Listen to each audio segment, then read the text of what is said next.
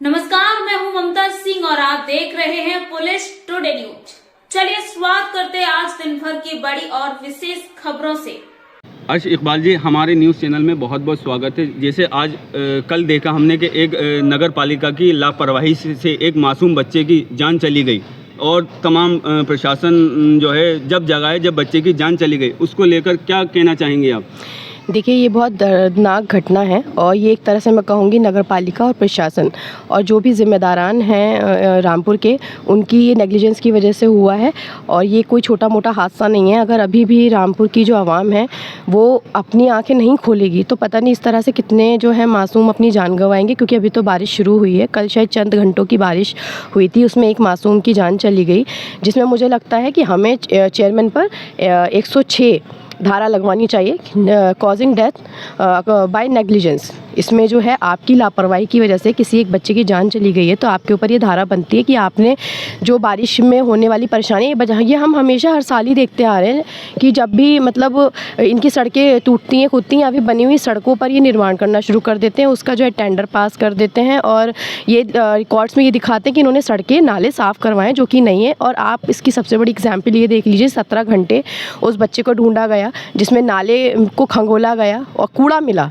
कूड़े में कितना कूड़ा मिला ये हम सब सोशल मीडिया पर देख सकते हैं। इससे पता चलता है कि ये जो व्यवस्था है, सफाई व्यवस्था है, उसमें कितनी लापरवाहियां हैं। और अगर कोई शिकायत करता है तो उस पर इनके सोशल मीडिया अकाउंट जो फेक अकाउंट्स हैं उससे लोग ख़राब बातें करते हैं। और अभी भी रामपुर वालों के पास टाइम है कि जो आगे आप अपना जो है नेता चुने या चेयरमैन चुने तो आप अपने होशो आवाज़ में रहकर चुने, किसी भी जज्बात में आकर ना चुने, क्योंकि ये शायद ये एक जो हादसा हुआ है ये बच्चे के साथ, ये एक बहुत बड़ा जो है आपके लिए मैसेज है कि आपको अब रामपुर के लिए जो भी नुमाइंदा लेकर आना है वो बहुत सोच समझ के लेकर आना है। क्योंकि जो स्लैब खुला हुआ था उसकी वजह से वो बच्चा नाले में गिर गया और जो है बहकर दूसरी कॉलोनी में चला गया। 17 घंटे उसको ढूंढा गया, खंगाला गया तो वो नहीं मिला। आप उन माँ बाप से पूछिए जिन्होंने अपना बच्चा खो दिया। हमारी जो संवेदनाएं हैं वो उसके परिवार के साथ हैं और मेरा मानना ये कि या तो चेयरमैन अपना इस्तीफ़ा दे दे अगर वो जिम्मेदारी नहीं संभाल सकती हैं, और अगर उनको लगता है तो जिस परिवार के साथ ये घटना घटी है उनको धारा 106 में चेयरमैन और प्रत्याशी जो है उनके हस्बैंड हैं मामून शाह और हमारी जो चेयरमैन है मौजूदा चेयरमैन सना खानम, उनके ऊपर जो है एक FIR होनी चाहिए, उनके ऊपर मुकदमा दायर होना चाहिए कि उन्होंने हमेशा जब से वो आई हैं इस कुर्सी पर उन्होंने लूटपाट ही की है, उन्होंने कोई जिम्मेदारी नहीं निभाई। उनके साथ जो 150 उनके चेयरमैन साथ घूम रहे हैं वो ज़रूर अपने जो है रामपुर में घूमते फिरते हैं और कहते हैं कि नहीं हमारा चेयरमैन बहुत अच्छे से काम कर रहा है। तो ये जो हादसा पेश आया ये किस लिए पेश आया? अगर आपके सारे काम अच्छे हो रहे थे, आपकी सारी चीज़ें परफेक्ट थी, तो ये इतना बड़ा हादसा कैसे पेश आया? कैसे 8 साल के मासूम बच्चे की जान गई? और आप इसका जिम्मेदार कौन है? कौन इसकी अकाउंटेबिलिटी लेगा? आप ही तो जिम्मेदार हैं और इसकी अकाउंटेबिलिटी आप ही को लेनी पड़ेगी। कल जैसे हमने देखा कल वहाँ पे पूरा प्रशासनिक अमला जो है वहाँ पर मौजूद था, पुलिस प्रशासन ने बहुत सहयोग किया। नगर पालिका परिषद के EO भी वहाँ मौजूद थे। वहाँ के लोगों से हमने ये जाना है, उन्होंने कहा ये सफाई व्यवस्था जब ही होती है जब कोई हादसा होता है। ये बिल्कुल सच बात है, जब भी कोई हादसा होता है। नगर पालिका परिषद किसी हादसे का इंतजार करे या प्रशासन जो जब हादसा हो जाता है जब ही क्यों जागता है? देखिए, मुझे ऐसा लगता है कि ये इसलिए जागता है क्योंकि इनके पास जो टाइम है ना, जो पैसा सरकारी पैसा आ रहा है वो ये सब अपने घरों में लगा रहे हैं, अपने घर का डेवलपमेंट कर रहे हैं। ये कोई रामपुर का डेवलपमेंट नहीं कर रहे हैं। आप खुद सोच के देख सकते हैं, कल से चंद घंटों की बारिश में पूरा रामपुर से में जो जल भराव हो गया, गलियां नाले सब पानी से भर गए, जिसकी वजह से ये हादसा भी हुआ। तो ये हादसा कोई छोटा मोटा हादसा नहीं है। एक छोटा बच्चा इस दुनिया से चला गया, किसी की माँ का जो बच्चा है वो इस दुनिया से रुखसत हो गया और वो इतनी दर्दनाक बेचारी की मौत हुई जो कि नहीं होनी चाहिए। किसकी वजह से हुई? ये सिर्फ हमारे प्रशासन की वजह से हुई, उनकी लापरवाही की वजह से हुई, या हमारे चेयरमैन की लापरवाही की वजह से हुई। इसकी जिम्मेदारी उन्हीं की है। उनके ऊपर तो मैं तो साफ कहती हूँ कि उनके ऊपर मुकदमा होना चाहिए और उन्हें अपने पद से इस्तीफा दे देना चाहिए फ़ौरन। नगर पालिका EO पर इसकी जांच बैठना चाहिए। बिल्कुल, EO पर भी जांच बैठनी चाहिए। अच्छा, अभी हमने देखा कि जंतर मंतर पे प्रोटेस्ट पिटीशन था, उसमें आप भी शामिल थी। रामपुर में भी एक प्रोटेस्ट चल रहा था जौहर विश्वविद्यालय को लेकर, उसको लेकर क्या कहेंगे?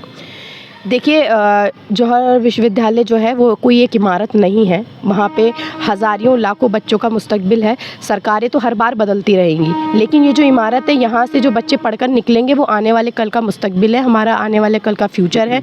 तो हमें सिर्फ अपनी राजनीतिक लड़ाई के चक्कर में इन तमाम बच्चों का फ्यूचर जो है अंधेरे में नहीं डालना चाहिए।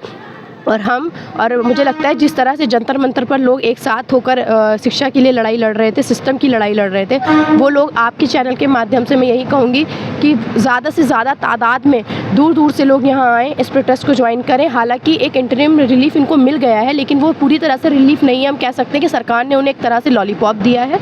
इसके बाद क्या होगा हम नहीं जानते, लेकिन मैं बस इतना ही कहूँगी कि जो कानूनी लड़ाई है वो कानूनी तरीके से लड़ी जाए। उसमें आप अपनी राजनीतिक लड़ाई में आप बच्चों के फ्यूचर को जो है मत ख़राब करें। अगर आपको लग रहा है कि किसी भी तरह से कोई कागज़ों में कमी है या फिर आपको लग रहा है नक्शा नहीं बना है, तो डीएम साहब का जो ऑफिस है उसका भी नक्शा नहीं है। तमाम ऑफिस हैं जिनके नक्शे नहीं हैं, बहुत सारे विश्वविद्यालय ऐसे हैं जिनके नक्शे नहीं हैं, लेकिन लोग पढ़ रहे हैं ना। तो सिर्फ इससे तो साफ जाहिर होता है कि ये यूनिवर्सिटी सिर्फ आज़म खान साहब ने बनाई है, इसलिए इसको ध्वस्त करने में जो ये सरकार लगी हुई है। इस सरकार ने खुद तो कोई डेवलपमेंट किया नहीं है और जो बनी बनाई चीज़ें उसको तोड़ने में लगी हुई है, जो कि बहुत शर्मनाक बात है। उन्हें ऐसा नहीं करना चाहिए। अगर आपको लग रहा है पेपर्स नहीं रेडी हैं, आप उनको स्टे दे दें, आप उनको टाइम दें ताकि वो अपने कागज़ों को पूरा कराएं, लेकिन इस यूनिवर्सिटी को ना तोड़ें। इकबाल जी, ये नगर पालिका परिषद की चेयरमैन है, इसके लिए थोड़ा सा जो रामपुर की पब्लिक है वो आपको भी जिम्मेदार मानती है, क्योंकि इस टिकट की सबसे पहले दावेदार आप थी। आपने वहाँ पे एक प्रेस कॉन्फ्रेंस करी थी इसको लेकर, क्योंकि सबसे ज़्यादा चर्चाओं में आप थी कि नगर पालिका परिषद का चुनाव आप लड़ेंगी आम आदमी पार्टी से। देखिए, ये आप मुझे कह सकते हैं कि मैं इसकी कहीं ना कहीं ज़िम्मेदार हूँ, क्योंकि मुझे ऐसे घटिया लोगों को टिकट अपनी नहीं देनी चाहिए थी। मुझे लगा था कि समाज सेवक हैं और तजुर्बेकार हैं, लेकिन मैं ये भूल गई थी कि इन्होंने जो है नूर महल के सिर्फ जो है चप्पलें सीधी करी हैं, उनके गेट खोले, लेकिन ये नेतागिरी के लायक नहीं थे। और इन्होंने जो है सिर्फ जो आदमी रंडवा घूम रहा था, ठीक है, उसने अचानक से शादी कर ली। वो इसलिए क्योंकि उनको लग रहा था कि बीवी आ जाएगी तो बीवी के बल पे वो इलेक्शन लड़ लेंगे, जो कि उन्होंने लड़ा भी और वो जीत भी गए। अब वो अपनी बीवी के बल पे ये सोच रहे हैं कि उनकी बीवी जहाँ उठ बैठ रही हैं, तो वो ये सोच रहे हैं कि वो आगे सांसद या विधायक का इलेक्शन लड़ पाएंगे। तो मुझे लगता है कि उन्हें अब कोई, वैसे जैसे मैंने पहले भी कहा था कि कोई उन्हें गली की कुतिया भी नहीं देता, तो अब तो वोट देना बहुत दूर की बात है, क्योंकि उनके सारे राज खुल चुके हैं। और किस तरह का डेवलपमेंट उन्होंने किया है ये हम सभी देख रहे हैं। उसकी सबसे बड़ी एग्जाम्पल यही है कि एक बच्चे की जान चली गई। और मैं कहती हूँ कि मुझे ये टिकट उन्हें नहीं देनी चाहिए थी। और इसमें कहीं ना कहीं मैं अपने आप को जितना ज़िम्मेदार ठहरा रही हूँ, उतनी ज़िम्मेदार इस रामपुर की आवाम भी है, क्योंकि उन्होंने मामून शाह पर अंधा विश्वास कर लिया था। उनको लगता था कि मामून शाह नहीं हो गए, खुदा हो गए, वो आसमान से उतरा हुआ फरिश्ता है। और उनको जिताने के बाद रामपुर वालों को तो वो सीधे जो है सरकारी नौकरियां दिलवाएंगे, स्कूल में एडमिशन दिलवाएंगे उनके बच्चों को, जो कि बिल्कुल नहीं हुआ। ज़रा सी बारिश आती है तो जल भराव हो जाता है। आप देखें, दुकानें तोड़ दी गई, दुकान देने के वादे किए गए, कितनी दुकानें मिली हैं लोगों को। और अब तो इलेक्शंस दोबारा भी होने वाले हैं, दोबारा आने वाले इलेक्शंस। ये जो अब चेयरमैन की जो कुर्सी पर बैठी हैं, इनका भी वक्त जो है टेन्योर ख़त्म ही होने वाला है लगभग। तो मुझे लगता है इन्होंने जितना पैसा अपनी झोली में भरना था भर लिया। इनको लगता है कि अब इनको आगे ज़रूरत नहीं है, इसलिए इन्होंने जितना कमाना था इसी बार में कमा लिया है। इन्होंने कोई अपनी जिम्मेदारी नहीं निभाई है। और जो कि इन्होंने किए तो वो पूरे नहीं कर पाए। नहीं, आप ये नहीं कह सकते। इन्होंने ये कहा था कि घर घर पानी जाएगा, तो अब आप देख लीजिए घर घर पानी जा रहा है। आप ये बात मत कहिए उन्होंने वादे पूरे नहीं किए। वादे तो वो पूरे कर रही हैं, लेकिन उन्होंने जो वादे एक्चुअल में जो विकास करते वो वादे भुला के उन्होंने घर घर पानी पहुंचाया। वाटर टैक्स माफ को लेकर कहा था, मगर बड़े बड़े बिजली बिल थोप दिएगा इनको लेकर। वो तो स्मार्ट मीटर हर घर में लगवा रही थी। अगर एक घर में 2 भाई हैं तो 2 मीटर लगवा रही थी। तो इस तरह की बेवकूफ़ी वाले फैसले आप उम्मीद करते कौन कर सकता है? मुझे तो नहीं लगता एक पढ़ा लिखा इंसान इस तरह की जो है इलॉजिकल बात कर सकता है। एक घर में जो बाप के नाम घर है तो वो मीटर बाप के ही नाम लगेगा। अच्छा, ना, ये थोड़ी घर में 4 बच्चे हैं। एक एडवोकेट हैं और वो जो है एक टीचर हैं। टीचर को का काम होता है बच्चों को ज्ञान देना, और आप एक वकील हैं। अगर आप रामपुर शहर से प्रत्याशी होती तो शायद हो सकता था कुछ फ़ायदा होता। वो एक टीचर है, टीचर का काम भी होता है विकास, चाहे वो बच्चों का विकास हो या शहर का विकास हो। देखिए हाँ, बिल्कुल सही बात है। जो टीचर होता है वो माँ बाप से भी ऊपर होता है, इसमें कोई शक नहीं है। हम उस्ताद की जो वैल्यू है वो हमें माँ बाप से भी ज़्यादा बड़ी बताई गई है, लेकिन यहाँ पर मामला उल्टा ही है।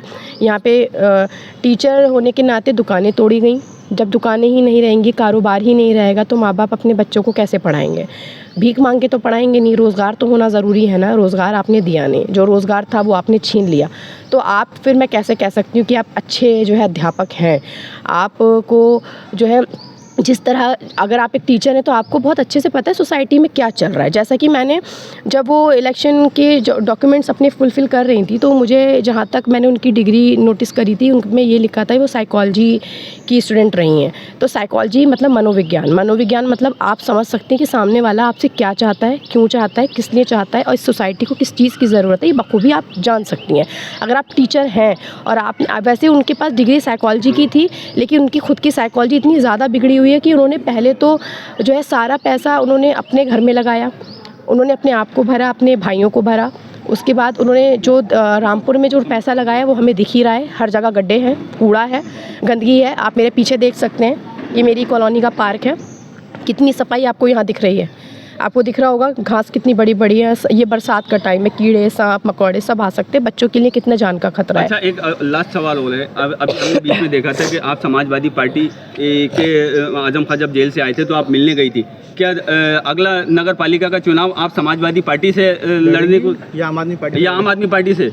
देखिए, मैं इस बारे में तो खैर कोई भी बात आपसे नहीं कह सकती हूँ। मैं उनसे मिलने गई थी क्योंकि मुझे लगता था कि वो हमारे रामपुर की शान है, और अगर समाजवादी पार्टी से मौका मिलता है तो मैं ज़रूर लड़ूंगी इलेक्शन, इसमें कोई नहीं है। लेकिन आम आदमी पार्टी तो यहाँ पर मुझे लगता है उसने नाम ही ख़राब करा है। उस पार्टी का तो टिकट लेना भी अपने आप में एक धब्बा हो गया है मेरे लिए, क्योंकि जब मैंने टिकट वापस करी थी तो उसके बाद शायद आज तक उस पार्टी के जो नेता हैं उन्होंने आज तक उल्टी सीधी बातें ही कही हैं, और उन्होंने इनफैक्ट ये भी कहा था कि मैं एक वोट भी नहीं ला सकती थी। लेकिन मैं फ़ख्र के साथ कहूँगी, मैं इज़्ज़त के साथ हारना पसंद करती अगर मैं जीतने के बाद इस तरह की घटिया हरकतें कर रही होती। अच्छा, आपको नहीं लगता था कि जौहर विश्वविद्यालय अखिलेश यादव, राहुल गांधी, प्रियंका गांधी जब जंतर मंतर जा सकते हैं, डिम्पल यादव, इनको यहाँ आना चाहिए? बिल्कुल। अखिलेश यादव अगर यहाँ जंतर मंतर जा सकते हैं, डिम्पल यादव जंतर मंतर जा सकती हैं, तो उन्हें यहाँ पर भी आना चाहिए था। और यहाँ आने के बाद यहाँ आकर उन्हें इस यूनिवर्सिटी के लिए बात करनी चाहिए थी, और वो चाहें तो वो कुछ भी कर सकते हैं। अगर वो यहाँ मैदान में नहीं उतरे इस टाइम, तो मुझे लगता है कि उनका सत्ता में आना बड़ा मुश्किल है। इस टाइम नहीं है। मुसलमानों के लिए जो है अखिलेश यादव का सिर्फ वोट लेने का अधिकार है। मुसलमानों की, अभी हमने एक वीडियो देखी थी कि एक मुसलमान उनके बराबर में बैठे थे, उनको उठा के भगा दिया गया था। तो मुसलमानों की ये रेपुटेशन है समाजवादी पार्टी में। अभी बीच में देखा गया था, हमने ओवैसी जी मुरादाबाद में आए थे, उन्होंने ये कहा था कि वहाँ पर जो है वो सिर्फ मुसलमानों को वोट चाहिए। मुसलमान सबको अपने कंधे पे ढोता है, मगर मुसलमान का जब नंबर आता है तो सब पीछे भाग जाते हैं। ये बिल्कुल सच बात है। अभी दिल्ली जंतर मंतर पे एक जुनेद नाम के व्यक्ति है, उन्होंने वहाँ पे खाना सिर्फ उनका वो जुर्म इतना था कि उन्होंने खाना बांटा है, वो उनको वहाँ पे पुलिस ने उठा लिया। अब कोई उनके जो है समर्थन में नहीं जा रहा है। नहीं, ये बात आपकी बिल्कुल सही है कि जब वोट का टाइम आता है तो मुसलमान है, जब मुसलमान को बलि का बकरा बनाकर मुसलमानों के कंधे पर बंदूक चलाकर मुसलमानों का लगातार इस्तेमाल तो किया जाता है, लेकिन जब मुसलमानों को ज़रूरत पड़ती है, चाहे वो अखिलेश यादव हो या फिर डिम्पल यादव हो, या कभी भी मुसलमानों को ज़रूरत पड़ी है, तो कोई भी जो है ओहदेदार, यानी कि जो जिस तरह से समाजवादी पार्टी को आज़म खान साहब ने सर्व किया है इतने साल कि उनकी मर्ज़ी के बिना वहाँ कुछ भी नहीं होता था, और मुलायम सिंह यादव जी और आज़म खान साहब के जो ताल्लुकात रहे हैं उसकी ही इज़्ज़त रखते हुए अखिलेश यादव को और डिम्पल यादव को यहाँ आना चाहिए था मैदान में, और इन बच्चों के साथ जो ये स्टूडेंट लड़ाई लड़ रहे हैं, इनकी लड़ाई में साथ देना चाहिए था, जो कि वो अभी तक तो खैर दिखाई नहीं दिया है। लेकिन हम उम्मीद करते हैं शायद ये जो उनको कल 28 तारीख को जो सुनवाई होने वाली है, उसके बाद जो फैसला आएगा, उसके बाद अखिलेश यादव और डिम्पल यादव रामपुर आएंगे। जो भी फैसला होगा उसमें डटकर इन बच्चों के साथ खड़े होंगे, इस यूनिवर्सिटी को सपोर्ट करेंगे, और उनकी पूरी जिम्मेदारी बनती है कि आज़म खान साहब की यूनिवर्सिटी सिर्फ इसलिए ना तोड़ी जाए क्योंकि वो एक मुसलमान ने बनाई है, वो इसलिए भी नहीं तोड़ी जाए क्योंकि वहाँ पर हर तबके, हर वर्ग का बच्चा पढ़ता है। रामपुर के सांसद मौलाना महबूबुल्लाह नदवी जब यूनिवर्सिटी गए थे तो उनको अंदर नहीं एंट्री दी, देखिए, उनको अंदर एंट्री शायद इसलिए नहीं दी क्योंकि उन्होंने ये बोला था कि उनको आज़म खान साहब को सुधार गृह में जाने की ज़रूरत है, तो उन्हें भी अपने अल्फाजों पर कंट्रोल करना चाहिए था कि आज आप यहाँ सिर्फ राजनीति करने के लिए उतरे हैं। रामपुर में 2 गुटों में बढ़ चुकी है। बिल्कुल, मुझे ऐसा लगता है समाजवादी रामपुर में 2 गुटों में बढ़ चुकी है, जो कि नहीं बंटना चाहिए। आज जब पार्टी एक होती है तो मैं कहती हूँ कि परिवार एक है। यहाँ पर समाजवादी पार्टी जो अखिलेश यादव जी कहेंगे वही होता है। हमें नहीं पता अंदर चीज़ें किस तरह से चल रही हैं, आज़म खान के ख़िलाफ़ चल रही हैं या आज़म खान साहब के साथ चल रही हैं। वो जो ये एक तरह से अगर आज़म खान साहब के लिए अखिलेश यादव जी यहाँ नहीं उतर रहे हैं तो ये भी एक बहुत बड़ा कोई मैसेज हो सकता है और आगे की रणनीति इसी के हिसाब से मुझे लगता है तैयार की जानी चाहिए।